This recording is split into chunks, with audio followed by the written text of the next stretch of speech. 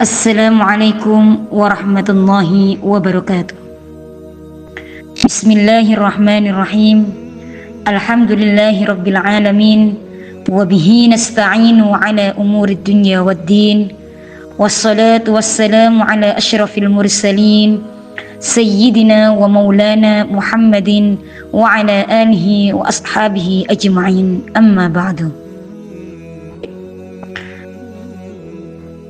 Pada kesempatan kali ini saya akan membahas tentang Ramadan sebagai sarana melatih sabar dan memperkuat syukur. Puasa Ramadan mampu menjadi sarana pendidikan iman yang menanamkan dua pilar utama dari iman, yaitu sabar dan syukur. Melalui sabar, kita belajar mengendalikan diri dalam ketaatan dan menjauhi maksiat, serta tetap teguh menghadapi ujian. Melalui syukur, kita menyadari setiap nikmat itu berasal dari Allah dan menggunakannya untuk kebaikan. Di bulan Ramadan ini mengajak kita untuk berpuasa selama sebulan penuh. Tujuannya jelas, yaitu membentuk kita menjadi pribadi yang bertakwa, yang konsisten menjalankan perintah Allah, dan memiliki kekuatan untuk menahan diri dari hal-hal yang dilarang oleh syariat.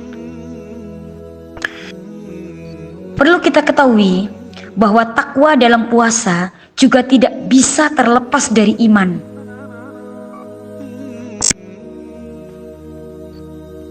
Dalam ayat utama perintah puasa pada Al-Quran surah Al-Baqarah ayat 183 ditegaskan bahwa yang dipanggil untuk melaksanakan kewajiban puasa adalah orang-orang yang beriman.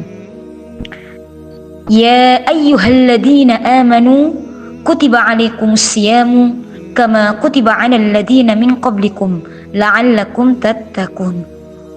Artinya, wahai orang-orang yang beriman, diwajibkan atas kalian berpuasa sebagaimana diwajibkan atas orang-orang sebelum kalian agar kamu bertakwa, agar kalian bertakwa. Terkait iman, Imam Al-Ghazali dalam kitab Ihya Ulumuddin itu menjelaskan bahwa iman itu terdiri dari dua elemen atau dua bagian, yakni sabar dan syukur. Fa innal imana nisfani, nisfun sabrun wa nisfun syukrun. Sesungguhnya iman itu terdiri dari dua bagian, setengahnya adalah sabar dan setengahnya adalah syukur. Puasa Ramadan merupakan momentum yang tepat bagi kita untuk melatih, mengamalkan dan mewujudkan dua elemen penting ini, dua elemen iman penting ini, yaitu sabar dan syukur. Pertama adalah sabar. Dalam puasa kita ini diajarkan bagaimana menahan lapar, bagaimana menahan dahaga, dan bagaimana menahan amarah. Kita juga bersabar dalam ketaatan dengan melaksanakan sholat tarawih, bangun sahur di sepertiga malam, menjaga sholat 5 waktu, serta memperbanyak membaca Al-Quran meskipun tubuh kita ini terasa lelah. Puasa bukan sekedar menahan diri dari makan dan minum, tetapi merupakan madrasah ruhani yang membentuk karakter sabar dalam diri kita.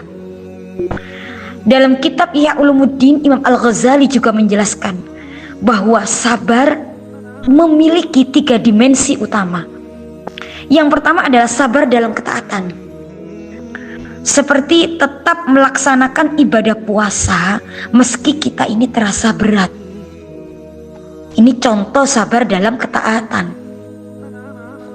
saat berpuasa ya. Sabar dalam ketaatan seperti tetap melaksanakan ibadah puasa meski kita ini terasa berat. Yang kedua adalah sabar dalam menjauhi maksiat, seperti menjaga pandangan mata, menjaga lisan dari ghibah dan dusta, serta menahan amarah saat lapar. Yang ketiga adalah sabar dalam menghadapi musibah, seperti tetap berpuasa meskipun kondisi fisik kita ini melemah atau aktivitas kita ini terasa berat. Ketika bentuk sabar ini ternyata hadir secara lengkap dalam ibadah puasa Ramadan, maka dari sinilah lahir iman yang kokoh dan hati yang semakin dekat dengan ridha Allah, serta terhindar dari puasa yang hanya mendapat lapar dan dahaga. Rasulullah telah mengingatkan agar puasa ini tidak hanya menghasilkan lapar dan dahaga semata. Kam min shaimin laisa lahu min siyamihi illa al-ju'a wal 'atas. Banyak orang yang berpuasa namun tidak dapat menahan apa dari puasanya kecuali hanya rasa lapar dan dahaga. Hadis ini menjadi pengingat bahwa kesabaran dalam puasa itu harus melahirkan perubahan sikap dan pengendalian diri yang nyata. Yang kedua adalah syukur. Selain melatih kesabaran, Ramadan ini juga mendidik kita untuk memperdalam rasa syukur. Dalam kehidupan sehari-hari kita sering dalam kehidupan sehari-hari ini kan kita ini sering menerima nikmat tanpa benar-benar menyadarinya. Namun ketika waktu berbuka tiba, seteguk air dan sebutir kurma ini terasa begitu berharga. Lapar seharian membuka kesadaran betapa besarnya nikmat Allah yang sebelumnya kita anggap biasa-biasa saja. Menurut Imam Al-Ghazali, syukur merupakan perpaduan antara ilmu, hal, dan amal. Dengan ilmu kita ini akan menyadari sepenuhnya bahwa setiap nikmat itu berasal dari Allah. Dengan hal itu akan muncul rasa bahagia dan tunduk kepada Sang Pemberi nikmat. Dan dengan amal kita mampu menggunakan nikmat tersebut untuk ketaatan, bukan untuk kemaksiatan. Dalam Ramadan ini, rasa syukur diterjemahkan dalam amal nyata seperti berbagi makanan berbuka, membayar zakat, memperbanyak sedekah, dan membantu sesama. Berarti puasa di sini mengajarkan bahwa kebahagiaan itu bukan pada banyaknya kenikmatan, tetapi pada kesadaran untuk mensyukurinya. Harmoni antara sabar di siang hari dan syukur saat berbuka ini melahirkan keseimbangan rohani.